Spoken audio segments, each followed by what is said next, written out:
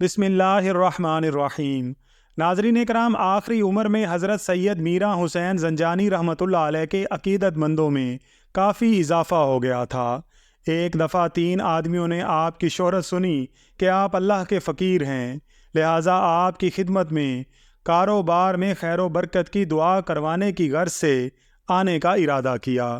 جو ہی وہ آپ کے پاس آنے کے لیے چلے تو راستے میں ایک دوسرے سے باتیں کرتے ہوئے چلے آ رہے تھے کہ ان میں سے ایک شخص اپنے ساتھی سے پوچھنے لگا کہ تم کیا کھانا چاہتے ہو؟ وہ کہنے لگا کہ حلوہ کھانے کو دل چاہتا ہے، کیا بابا جی سے حلوہ ملے گا؟ پھر وہ اس سے پوچھنے لگا تمہارا دل کیا کھانا چاہتا ہے؟ اس نے کہا میں آم کھانا چاہتا ہوں، حالانکہ وہ آموں کا موسم نہیں تھا۔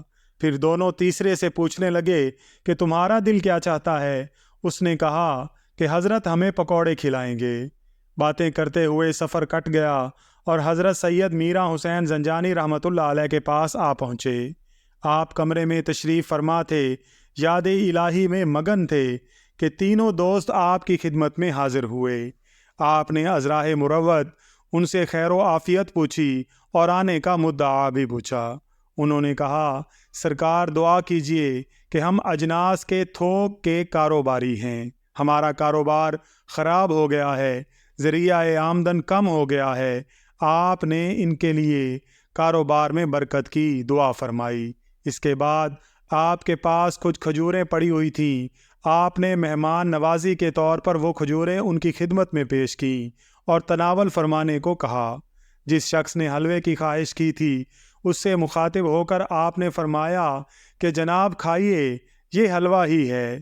جس نے آم کھانے کی خواہش کی اسے مخاطب ہو کر آپ نے فرمایا کہ جناب کھائیے، آم ہی ہے۔ اور جس نے پکوڑے مانگے تھے اسے کہا کہ آپ کھاؤ، یہ پکوڑے ہی ہیں۔ وہ آپ کی بات سن کر حیران ہوئے کہ یہ کھجوریں، حلوہ، آم اور پکوڑے کس طرح ہو سکتے ہیں، لیکن جو ہی انہوں نے کھجوریں اٹھا کر منہ میں ڈالیں تو جس نے حلوہ مانگا تھا اس کے منہ میں حلوہ بن گیا، اور جس نے آم مانگے تھے منہ میں ڈالتے ہی وہ آم ہو گئے۔ جس نے پکوڑے مانگے تھے اسے کھجوریں کھانے سے پکوڑوں کا ذائقہ آیا۔ وہ حیران ہو گئے کہ ہم نے آپ پر اپنے دل کی خواہش کا اظہار نہیں کیا تھا، مگر جو چیز مانگی تھی وہی ملی ہے۔ وہ آپ کے اس روحانی تصرف پر بے حد حیران ہوئے اور آپ کی مدح سرائی کرتے ہوئے وہاں سے رخصت ہو گئے۔ نہ پوچھ ان خرقہ پوشوں کی ارادت ہو تو دیکھ ان کو، یدے بیضا لیے پھرتے ہیں اپنی آستینوں میں۔